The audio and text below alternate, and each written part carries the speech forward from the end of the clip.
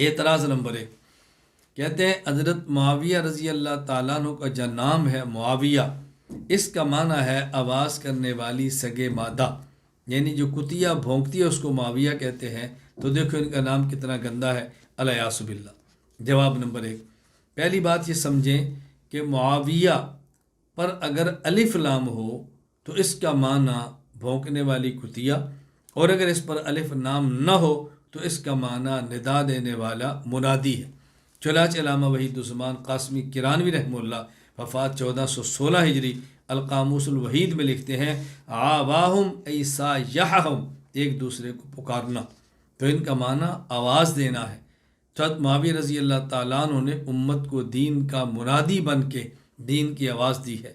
اور دشمنان دین کو پیغمبر صلی اللہ علیہ وسلم کی امت کا خلیفہ اور امیر بن کے آپ نے دعوت جہاد دی ہے اور پکارا ہے، اور عرب و عجم کو آپ نے رسول اللہ علیہ وسلم کے مقابلے میں اترنے والے شخصوں کو روند کے رکھا ہے۔ حضرت معاویہ کے نام کے اس پہلو کو ذہن میں رکھیں۔ جواب نمبر 2، دیکھیں جب کوئی لفظ کسی کا علم اور نام بن جائے، اب یہ نہیں دیکھتے کہ اس کا لغوی معنی کیا تھا، بلکہ اب یہ دیکھتے ہیں کہ یہ کس شخص کا نام ہے۔ چنانچہ صحیح مسلم میں حدیث موجود ہے جس میں حضرت اویس قرنی کا تذکرہ موجود ہے۔ اب اگر آپ دیکھیں کہ اویس کا معنی لغت میں کیا ہے، تو اویس کا لغت میں معنی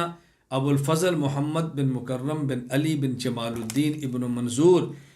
رحمہ اللہ، ان کی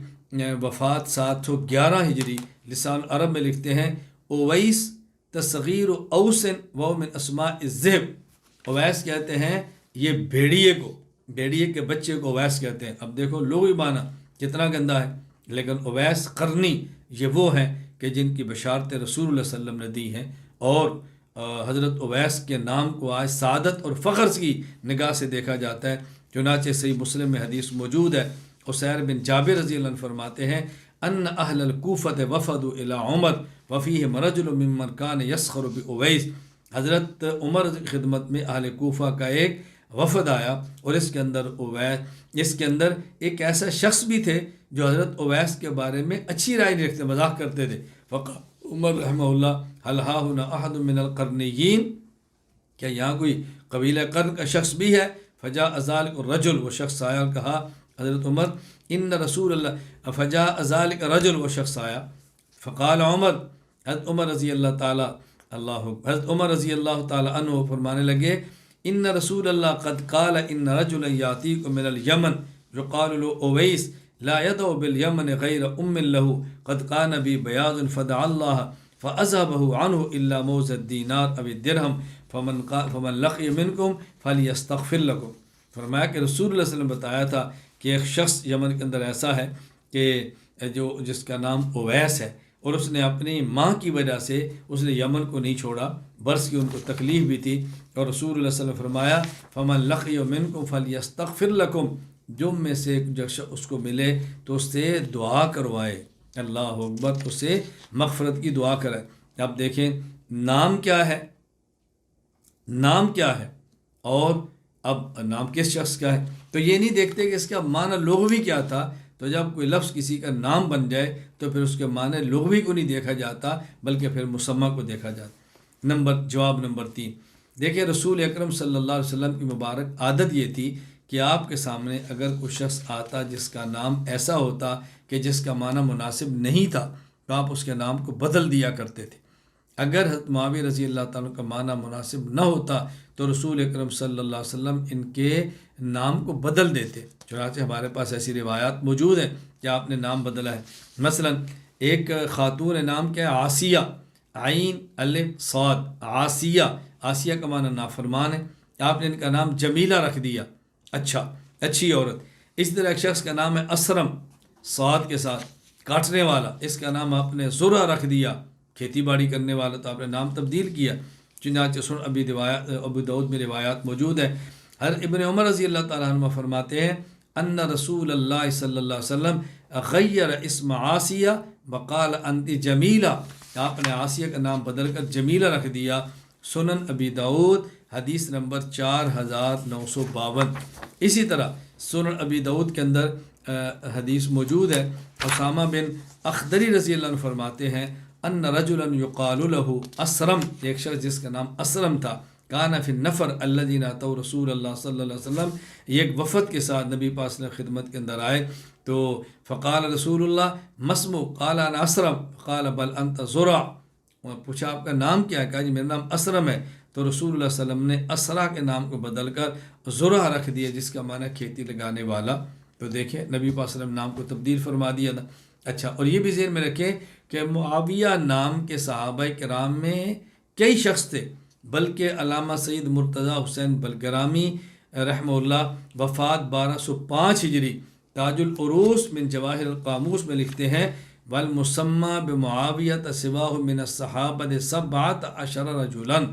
حضرت امیر المومنین معاویہ رضی اللہ تعالیٰ عنہ کے علاوہ صحابہ کرام میں 17 شخص ایسے تھے کہ جن کا نام معاویہ تھا۔ تو صرف حضرت معاویہ تنہا ایک نہیں تھے، بلکہ 18 اشخاص ایسے موجود ہیں جو رسول اللہ علیہ وسلم کے صحابہ ہیں اور وہ ان کا نام معاویہ ہے۔ اس لیے اعتراض بالکل بجا ہے، جس کا حقیقت کے ساتھ کوئی تعلق نہیں۔ حضرت معاویہ رضی اللہ تعالیٰ پر دوسرا اعتراض کیا ہے؟ کہتے ہیں حضرت امام نسائی رحمہ اللہ یہ کہا کرتے کہ حضرت معاویہ رضی اللہ تعالیٰ عنہ کی کوئی فضیلت نہیں ہے اور ان کی فضیلت پر کوئی حدیث موجود نہیں ہے، لہذا اس کے لیے ایک واقعہ پیش کیا جاتا ہے۔ وہ امام ابو عبداللہ محمد بن عبداللہ بن محمد المعروف امام حاکم رحمہ اللہ وفات 405 ہجری، معرفت و علوم الحدیث للحاکم، اس کے اندر موجود ہے۔ واقعہ کیا ہے؟ کہتے ہیں کہ فحدثنی محمد بن اسحاق الاسبہانی قال سمعت مشائخنا، توجہ رکھنا، سمعت مشائخنا،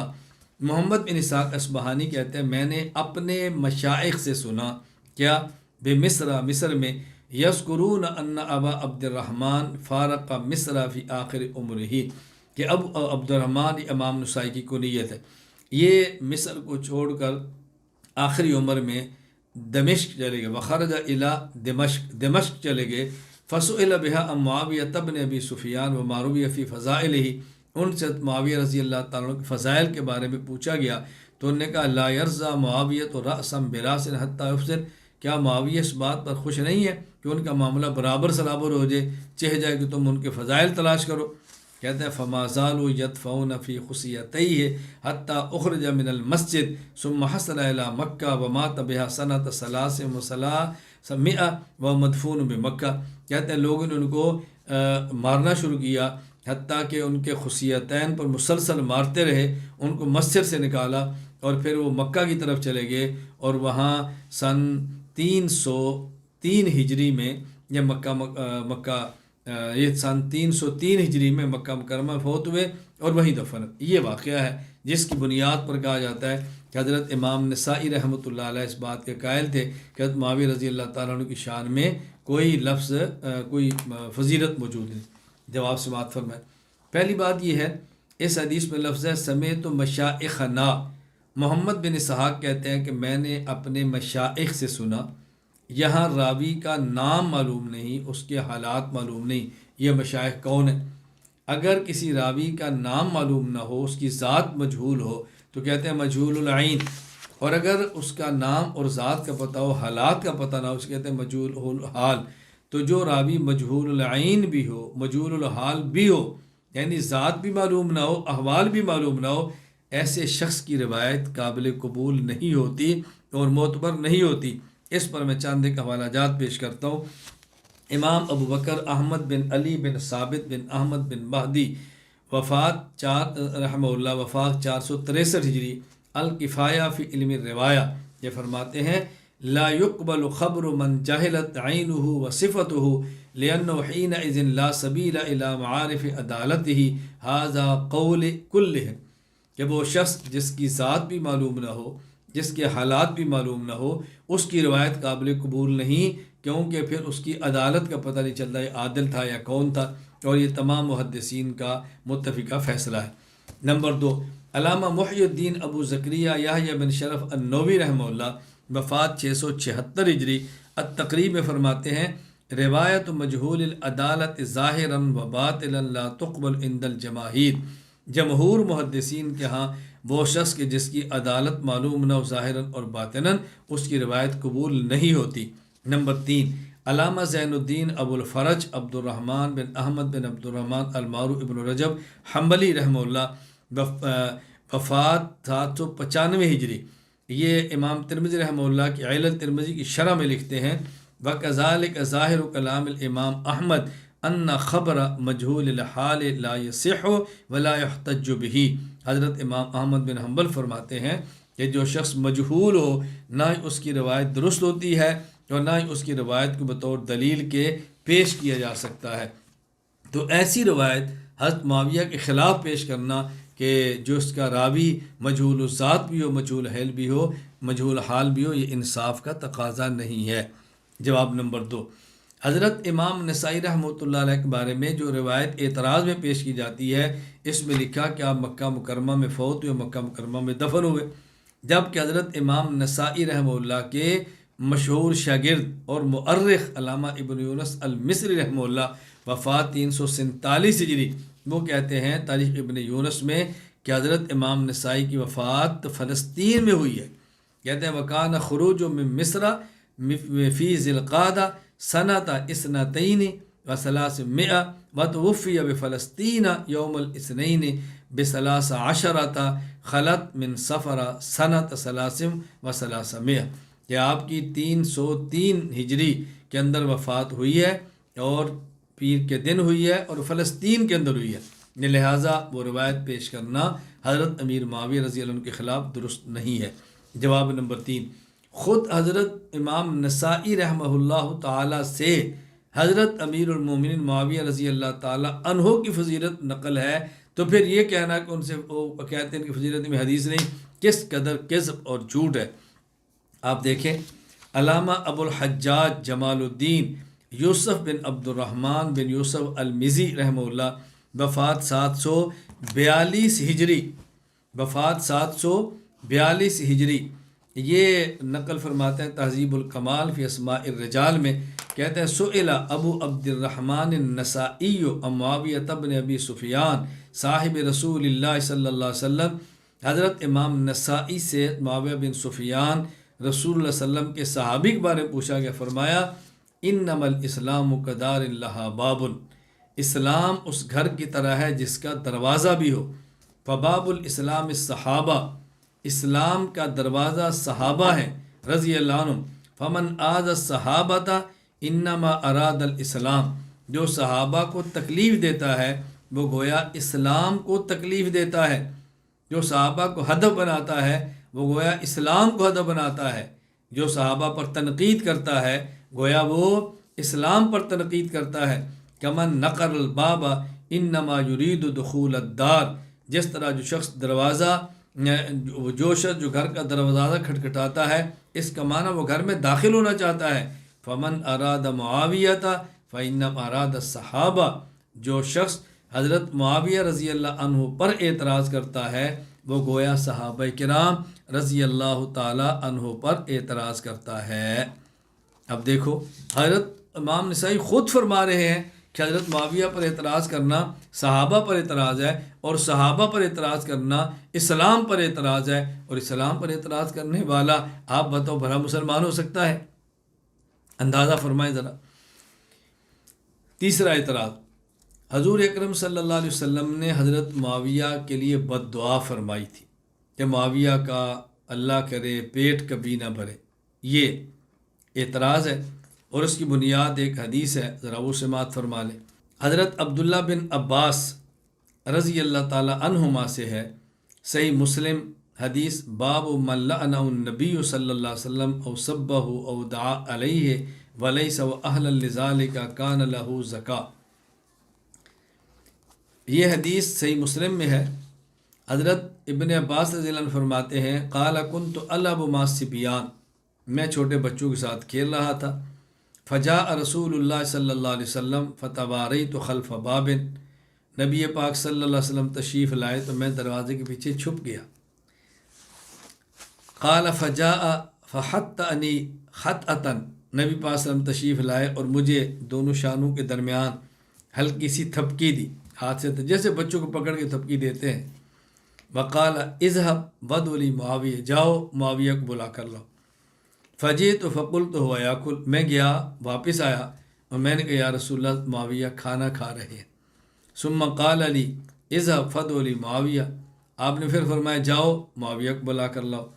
فجئت فقلت هو یاکل، میں پھر میں نے کہا یا رسول اللہ وہ کھانا کھا رہے ہیں۔ فقال لا اشبع اللہ بطنہ، فقال لا اشبع اللہ بطنہ، آپ نے فرمایا کہ اللہ کرے معاویہ کا کبھی پیٹ نہ بھرے۔ ایک بات یہ سمجھ لیں کہ یہ جو 2 بار اگر واپس آئے معاویہ کھانا کھا رہے تھے تو یہ نہ سمجھنا کہ حضرت معاویہ رضی اللہ بہت زیادہ کھانا کھاتے رہے، بڑی دیر لگی۔ حضرت عبداللہ بن عباس بچے ہیں، بچہ تو سپیڈ سے جاتا ہے، سپیڈ سے آتا ہے، کتنی دیر لگتی ہے؟ بچہ تو گیا اور آیا، گیا اور آیا، اور بچے کو تو فکر ہوتی ہے کہ میری کام سے میں کام سے نکلوں اور اپنے کھیل کے اندر پھر دوبارہ شروع ہو جاؤں۔ اس لیے اس کی غلط فہمی کے اندر نہ رہنا کہ شاید بہت طویل تک کھاتے رہے، بہت زیادہ کھا رہے تھے۔ خیر یہ حدیث پاک ہے جو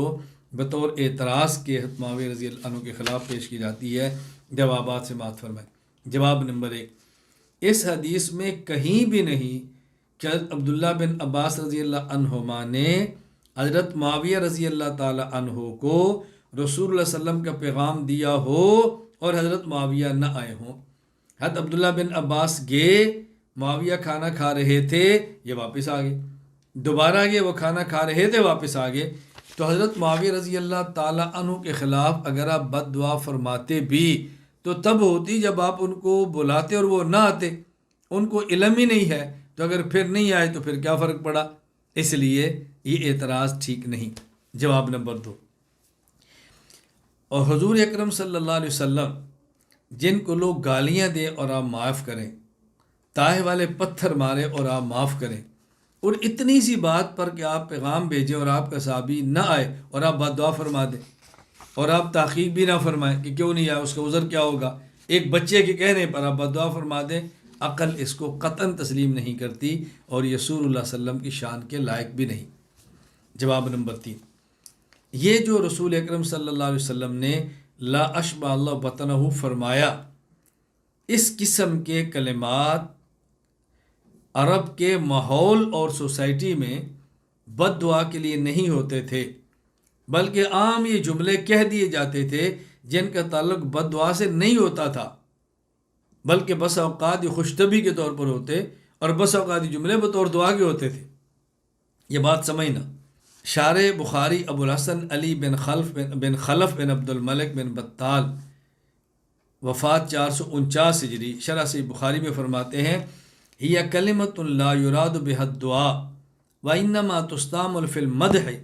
کما قالوا للشاعر اذا اجاد قاتلہ اللہ لقد اجاد۔ یہ ایسا کلمہ ہے جس سے بد دعا مراد نہیں، یہ صرف مدح کے لیے استعمال ہوتے ہیں۔ جس طرح کو شاعر بہت زبردست شعر کہے تو عرب کہتے قاتلہ اللہ، اللہ اس کو مار دے۔ اب یہ بد دعا نہیں ہوتی تھی، کہتے کیا شاعر ہے، کیا اس نے گفتگو کیا ہے، تباہ ہو، اس نے تو تباہ کر کے رکھ دیا ہے۔ اب بتاؤ یہ بد دعا ہو رہی ہے، یہ دعا ہو رہی ہے؟ نہیں، کوئی شاعر اگر بہت اچھا شعر کہے، کہتا ہے یار تو نے تو مجمع کو لوٹ لیا ہے، اور اب بتاؤ لوٹنا بظاہر تو اچھا لفظ نہیں ہے نا، لیکن ہمارے محاورات کے اندر تو اچھا لفظ استعمال ہوتا ہے، مجمع لوٹ گیا ہے، برباد کر کے رکھ دیا، تو نے تو لوگوں کے تباہ ہو، تو نے تو مجمع کو تباہ کر دیے۔ اس طرح یہ جملے کہے جاتے، توجہ رکھنا۔ علامہ محی الدین ابو زکریہ یحییٰ بن شرف النووی رحمہ اللہ، وفات 676 ہجری، اس حدیث کی شرح میں شرح مسلم للنووی فرماتے ہیں انما وقع من سبہ بدعائہ ونحو لیس بمقصود، اس قسم کے کلمات جو آپ کی زبان سے نکلے اس سے مقصود بد دعا نہیں تھی، بل ہوا مما جرت بہ عادت العرب فی وصل کلام بلا نیہ، کلام عرب میں گفتگو کے دوران ایسے جملے بول دیے جاتے جس میں کوئی نیت بد دعا کی نہیں ہوتی تھی اور بظاہر وہ کلمات بد دعا والے ہوتے تھے۔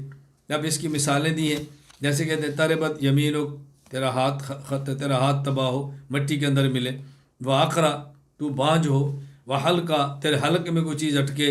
وفی ھذا الحدیث لا کبرت سنک، آگے حدیث آ رہی ہے لا کبر سنک، تو کبھی بڑا نہ ہو۔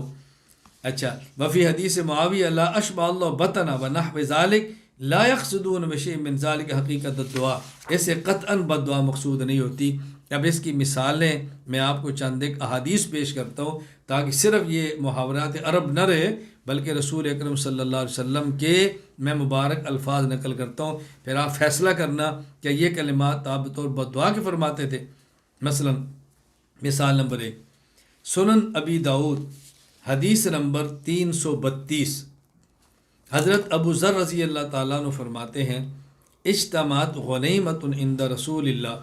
نبی پاک صلی اللہ علیہ وسلم پاس بکریوں کا ریوڑ جمع ہوا تو آپ نے فرمایا یا ابا ذر ابدؤ فیہا فبدؤت الی الربث، کہ ان کو لے جاؤ جنگل کی طرف، میں جنگل کی طرف لے گیا، فکانت تصیبنی الجنابہ، تو مجھے جنابت ہو گئی، غسل کی حاجت پیش آ گئی، پانی تھا نہیں، فامکث الخمس والستہ، کبھی 5 دن کبھی 6 دن لگ جاتے، پانی نہ ہوتا اور میں غسل نہ کر سکتا، فاتیت النبی صلی اللہ علیہ وسلم فقال ابو ذر فسکت، میں آیا، آپ نے فرمایا ابو ذر، میں خاموش رہا، یعنی میں جنابت کی حالت میں تھا، خاموش رہا۔ قال سکلت کا امک ابا ذر لامک الویل، اب بظاہر دیکھو جملے کیسے ہیں، کوئی بد دعا تو نہیں ہو رہی نا، ابو ذر تیری ماں تجھے گم پائے، تیری ماں کے لیے ہلاکت ہو، فدعا لی بجاریۃ سودا، آپ نے ایک باندھی کو بلایا، فجاءت بعص فیہ ماء، جو بڑا برتن لائی جس کے اندر پانی تھا، فسترتنی بثوب وسترت بالراحلہ، ایک طرف کجاوا تھا ایک طرف اس نے کپڑا رکھا تو میں درمیان میں تھا، میں نے غسل کیا، فکأنی القیت عنی جبلا، مجھے یوں لگا کہ میں نے پہاڑ اپنے اوپر سے ہٹا دیا۔ پھر آپ نے فرمایا السعید الطیب وضوء المسلم، کہ دیکھو پاک مٹی یہ مسلمان کے لیے پانی کی جگہ پہ پاکی کا کام کرتی ہے، بلو الی 10 سنین، اگرچہ 10 سال تک پانی نہ ملے، فاذا وجدت الماء فامسہ جلدک فإن ذلک خیر، جب تمہیں پانی مل جائے تو اس کے بعد تم اس پانی کو استعمال کرو، جب پانی ملے پھر پانی کو استعمال کرو، جب تک پانی نہ ملے تب تک مٹی سے تم طہارت حاصل کرو۔ اب یہ رسول اللہ صلی اللہ علیہ وسلم کے کلمات ہیں اور آپ قطعاً ابو ذر کو بد دعا نہیں دے رہے، بلکہ لغت عرب کے مطابق، محاورات عرب کے مطابق آپ نے دوران گفتگو جملہ فرمایا جس طرح عربوں کی عادت تھی، جس طرح عربوں کی عادت تھی۔ تو میں نے کہ اس لیے آپ اچھی طرح اس کو ذہن نشین فرما لیں کہ رسول اکرم صلی اللہ علیہ وسلم بس اوقات ایسی بات فرما دیا کرتے تھے اور اسے قطعاً بد دعا مقصود نہیں ہوتی۔ اور یہ بات ہمارے محاورات کے اندر بھی ہے، ہمارے عرف کے اندر بھی ہے، ہمارے یہاں بھی لوگ ایسے جملے کہہ دیتے ہیں جس سے مقصود ہرگز بد دعا نہیں ہوتی، جس سے مقصود ہمارے یہاں بھی بد دعا نہیں ہوتی۔ کبھی آپ کا نہایت قریبی دوست ہو اور وہ کھانا کھا رہا ہو اور آپ کو کھانے کی صلاح نہ مارے تو بس اوقات آپ پیار میں کہہ دیتے ہیں اور تو کھاتا کھاتا مرے، تو کھاتا، اب بد دعا تھوڑی دے رہے ہیں، یہ آپ نے ایک اپنے سوسائٹی کے محاورے کے مطابق جملہ کہہ دیا ہے جس سے کوئی بد دعا دینی مقصود ہی نہیں ہے۔ حضور نے فرمایا معاویہ کو بلا کر لاؤ، جی کھا رہے ہیں، جاؤ بلا کر لو، جی کھا رہے ہیں، آپ فرمایا کہ معاویہ خدا کرے تیرا پیٹ نہ بھرے، تو یہ محبت کی بات ہے، قطعاً بد دعا نہیں ہے۔ اس کو سمجھنے کی کوشش کریں، کسی شخص کے کلام کو سمجھنے کے لیے وہاں کا پس منظر اور ماحول سمجھنا ضروری ہے کہ گفتگو کس موقع پر کی جا رہی ہے۔ جواب نمبر 4، اگر بالفرض خدا نخواستہ یہ بد دعا بھی مان لی جائے تو پھر بھی رسول اکرم صلی اللہ علیہ وسلم پیش کی یہ بات فرما چکے ہیں کہ میں اے اللہ کسی کے لیے بد دعا فرماؤں مسلمان کے لیے، اس کو دعا سے بدل دینا، اے اللہ اس کی پاکیزگی کا سبب بنا دینا، یہ حضور خود اپنی امت کے لیے اللہ سے فرما چکے ہیں۔ دیکھیں صحیح مسلم میں روایت موجود ہے، حدیث نمبر 6611 کہ حضرت ابو ہریرہ رضی اللہ عنہ فرماتے ہیں رسول اللہ صلی اللہ علیہ وسلم فرمایا اللہم انما انا بشر، اے اللہ میں انسان ہوں، فایما رجل من المسلمین، اے اللہ اگر مسلمانوں میں کسی شخص کو سبب تو ہو، میں سب کہہ دوں، تو برا بلا کہہ دوں، او لعنت ہو، کوئی لعنت کا لفظ کہہ دوں، او جلت تو ہو، میں کسی کو سزا دے دوں، فجعلھا لھا زکاۃ و رحمہ، اے اللہ اس کو اس کے لیے پاکیزگی بنا دے، اے اللہ اس کے لیے تو اس کو رحمت بنا دے۔ اور ایک روایت میں ہے ان فی زکاۃ و اجرا، یا زکاۃ و رحمہ ہے و زکاۃ و اجرا ہے، تو اس کے لیے رحمت ہو اور اس کے لیے ثواب کا سبب۔ اچھا اسی طرح دوسری حدیث، یہ صحیح مسلم حدیث نمبر 6622، حضرت انس بن مالک رضی اللہ عنہ فرماتے ہیں کانت عند ام سلیم یتیمہ، ام انس انس کی والدہ ام انس بھی کہتے ام سلیم بھی کہتے، ان کے پاس ایک یتیم بچی تربیت میں تھی۔ رسول اللہ صلی اللہ علیہ وسلم نے اس کو دیکھا، فرمایا انتی ہیا لقد کبرت، یعنی پہلے چھوٹی تھی کہ اب تو بہت بڑی ہو گئی ہے۔ صاحب آپ نے فرمایا لا کبر سنک، بظاہر اس کا معنی کیا تھا کہ تو کبھی بڑی نہ ہو، تجھے لمبی عمر نہ ملے، تجھے بڑی عمر نہ ملے۔ فرجعت الیتیمہ، وہ یتیم بچی ام سلیم کے بعد دوڑتی ہوئی دوڑتی ہوئی اور رو رہی تھی۔ ام سلیم نے پوچھا کیوں رو رہی ہے، خیر تو ہے؟ اس نے کہا دا علی نبی اللہ، رسول اللہ سے مجھے بد دعا دی ہے۔ کیا بد دعا دی ہے؟ اللہ یکبر سنی، کہ میری عمر لمبی نہ ہو، میری عمر بڑی نہ ہو۔ اب تو میری عمر بڑی ہو ہی نہیں سکتی، حضور نے بد دعا جو دے دی ہے، فالآن لا یکبر سنی ابدا۔ ام سلیم نے دوپٹہ لیا، جلدی کی اور سیدھا حضور کی خدمت میں گئی فوراً، اور کہا یا رسول اللہ۔ جب دوڑتی انہوں نے کہا اللہ کے نبی، ام سلیم کیا ہوا؟ بڑی تیزی سے آئی تو کہا یا نبی اللہ ادعوت علی یتیمتی، یہ یتیم بچی جو میری تربیت میں آپ نے اس کو بد دعا دی ہے۔ وما ذاک یا ام سلیم، اور ام سلیم کیا ہوا؟ میں تو بد دعا نہیں دی۔ اس نے کہا زعمت انک دعوت اللہ یکبر سنھا بلا یکبر قرنھا، حضور وہ سمجھتی ہے کہ آپ نے بد دعا دی ہے کہ اس کی عمر لمبی نہ ہو، اب تو کہتی میری عمر بڑی ہوگی نہیں۔ فضحک رسول اللہ صلی اللہ علیہ وسلم، اللہ کے نبی مسکرا پڑے، اللہ کے نبی مسکرا پڑے۔ اب دیکھو جس جملے کو صحابیہ نے بد دعا سمجھا ہے، حضور اس پہ مسکرا رہے ہیں کہ بچی میری بات کو سمجھ نہیں سکی۔ فرمایا یا ام سلیم اما تعلمین ان شرطی علی ربی، تجھے پتہ ہے کہ میں نے اپنے رب سے ایک عہد کیا ہوا ہے۔ وہ کیا؟ اللہ اکبر، وہ کیا؟ فرمایا ان اشتریت علی ربی فقلت انما انا بشر، میں نے اپنے رب سے عہد لیا کہ یا اللہ میں انسان ہوں، ارضا کما یرضی البشر، جس طرح لوگ خوش ہوتے ہیں میں بھی خوش ہو جاتا ہوں، واغضب کما یغضب البشر، جس طرح لوگ غصہ آتے ہیں مجھے بھی غصہ آ جاتا ہے۔ فأیما احد دعوت علیہ من امتی بدعوۃ، اگر میں کسی شخص کے حق میں ایسی بات کہہ دوں جو بظاہر بد دعا ہو، آگے کیا فرمایا؟ لیس لہا باہل ان یجعلہا لہ طہورا وزکاۃ وقربۃ یقربہ بہا منہ یوم القیامہ۔ اے اللہ، لفظ پہ غور کرنا، فأیما احد دعوت علیہ من امتی بدعوۃ لیس لہا باہل، اگر میں کسی شخص کے لیے ایسا جملہ کہہ دوں جو بظاہر بد دعا ہو، اور وہ چونکہ بد دعا کا اہل نہیں ہے، تو کیا کرنا؟ ان یجعلہا لہ طہورا، یا اللہ ان کلمات کو اس کو پاک کرنے کا ذریعہ بنانا، وزکا، اور اس کی اے اللہ تزکیے کا ذریعہ بنانا، وقربتاً، اور ایسی قربت دے دینا کہ جو اس کو قیامت کے دن قریب کر دے، قربت یقربہ بہا منہ یوم القیامہ، اور ایسی قربت بنا دے جس کے ذریعے تو اسے اپنا تقرب نصیب فرمائے، یعنی ایسی قربت ہو کہ تو اس کو اپنے قریب کر لے۔ تو میں نے تو اللہ تعالیٰ سے وعدہ لیا ہوا ہے، میں نے تو اللہ سے عہد کیا ہوا ہے۔ اچھا اب بات سمجھیں،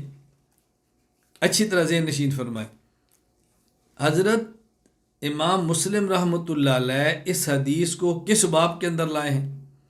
امام مسلم لائی اس کو اس باب کے اندر ہے کہ جس سے پتہ چلے کہ حضرت معاویہ رضی اللہ تعالیٰ عنہ کے حق میں بد دعا نہیں تھی۔ کیوں؟ امام مسلم نے باب قائم کیا ہے، امام مسلم نے باب قائم کیا ہے، باب من لعنہ النبی صلی اللہ علیہ وسلم او سبہ او دعا علیہ ولیس هو اہلا لذالک، اگر اللہ کے نبی کسی کو سب و شتم فرما دے بظاہر سب و شتم کے لفظوں، یا آپ کسی پر بد دعا فرمائیں اور بد دعا کا اہل نہ ہو، تو اس کو پاکیزگی ملتی ہے، قربت ملتی ہے، یہ باب قائم کیا اور اس کے تحت حدیث لائے۔ امام مسلم کا اس باب کے تحت اس حدیث کو لانا اس بات کی دلیل ہے کہ حضرت معاویہ رضی اللہ تعالیٰ عنہ کے لیے حضور نے بد دعا نہیں فرمائی، حضرت معاویہ بد دعا کے مستحق نہیں تھے۔ علامہ محی الدین ابو زکریا یحییٰ بن شرف النووی رحمہ اللہ، وفات 676 ہجری، فرماتے ہیں قد فہم مسلم رحمہ اللہ من ھذا الحدیث ان معاویہ لم یکن مستحقا للدعاء علیہ فلہذا ادخلہ فی ھذا الباب۔ امام مسلم سمجھتے تھے حضرت معاویہ بد دعا کے مستحق نہیں، تبھی تو اس واقعے کو اس باب کے تحت لائے ہیں، تو حضرت معاویہ رضی اللہ تعالیٰ عنہ کے لیے یہ رسول اللہ علیہ وسلم کی بد دعا نہیں تھی۔ اللہ کے لیے ترس کھائیں اور یوں غلط استنباط نہ کریں۔ جواب نمبر 5، حضرت امیر معاویہ رضی اللہ تعالیٰ عنہ کے لیے یہ جملے تو آپ کو یاد رہے جو بد دعا نہیں تھے اور بظاہر بد دعا محسوس ہو رہے تھے، تو وہ جملے یاد کیوں نہیں ہیں جو اللہ کے نبی حضرت معاویہ رضی اللہ عنہ کی تاریخ میں فرمائے ہیں اور آپ نے حضرت معاویہ کے لیے دعائیں فرمائی ہیں؟ وہ دعائیں کیا آپ بھول گئے ہیں؟ ذرا اس کا بھی تو تذکرہ کریں۔ حضرت امام ابو عیسیٰ محمد بن عیسیٰ بن ثورہ ترمذی رحمہ اللہ، وفات 279 ہجری، سنن ترمذی حدیث نمبر 3842، فرماتے ہیں عبد الرحمن ابن عمیرہ رضی اللہ عنہ کہتے ہیں، اور یہ رسول اللہ صلی اللہ علیہ وسلم کے صحابی ہے، اللہ کے نبی نے فرمایا معاویہ کے لیے اللہم اجعلہ ہادیم مہدیم واہد بہ، یہ دعائیں کہ وہ آپ کو بھول گئی ہیں؟ اے اللہ معاویہ کو ہدایت دینے والا، ہدایت یافتہ اور ہدایت کا سبب بنا، یہ دعائیں کہ آپ کو بھول گئی۔ اسی طرح امام ابو بکر محمد بن حسین بن عبداللہ الآجری رحمہ اللہ، وفات 360 ہجری، الشریعہ للآجری حدیث نمبر 1915، کہتے ہیں عبد الرحمن بن ابی عمیرہ رضی اللہ عنہ کہتے ہیں رسول اللہ صلی اللہ علیہ وسلم معاویہ کے لیے دعا فرماتے اللہم اجعلہ ہادیا مہدیا واہدہ واہد بہ ولا تعذبہ، یہ دعائیں کہ وہ بھول گئیں۔ حضرت امام ابو القاسم سلیمان بن احمد بن ایوب الشامی الطبرانی رحمہ اللہ، وفات 360 ہجری، المعجم الاوسط الطبرانی میں فرماتے ہیں کہ حضرت امی عائشہ رضی اللہ تعالیٰ نے فرماتی ہیں رسول اللہ صلی اللہ علیہ وسلم اپنی بیوی ام حبیبہ کے گھر تھے، دروازے پر دستک آئی، کون ہے؟ معاویہ، فرمایا آنے دو۔ حضرت معاویہ آئے، نبی پاک صلی اللہ علیہ وسلم نے جب آئے تو ان کے کان پر قلم تھا، فرمایا قلم کیوں ہے؟ کہا ما قلم عادتہ للہ ولرسولہ، میں نے قلم اللہ کے رسول کے لیے رکھا ہے۔ فرمایا جزاک اللہ عن نبی کا خیرہ، اللہ تجھے بہترین بدلہ دے۔ پھر حضور نے فرمایا اے معاویہ وَإِنَّ اللَّهَ كَيْفَ بِكَ لَوْ قَمَّسَكَ اللَّهُ قَمِيصًا، کیسا وقت ہوگا جب اللہ تجھے خلافت کی قمیص پہنائے گا؟ ام حبیبہ نے کہا یا رسول اللہ میرے بھائی کو اللہ خلافت دے گا؟ فرمایا ہاں۔ آپ نے کہا میرے بھائی کے لیے آپ دعا فرمائیں، تو حضور نے کیا دعا فرمائی؟ اللہم اہدہ بالہدا، اے اللہ اسے ہدایت کی طرف رہنمائی فرما، وجنبہ الردی، اے اللہ اس کو ہلاکت سے محفوظ فرما، واغفر لہ فی الآخرۃ والاولی، اے اللہ آخرت میں دنیا میں اس کو معاف فرما۔ یہ دعائیں کہ وہ یاد نہیں؟ اسی طرح امام ابو بکر محمد بن حسین بن عبداللہ الآجری رحمہ اللہ، وفات 360 ہجری، الشریعہ للآجری حدیث نمبر 1919، فرماتے ہیں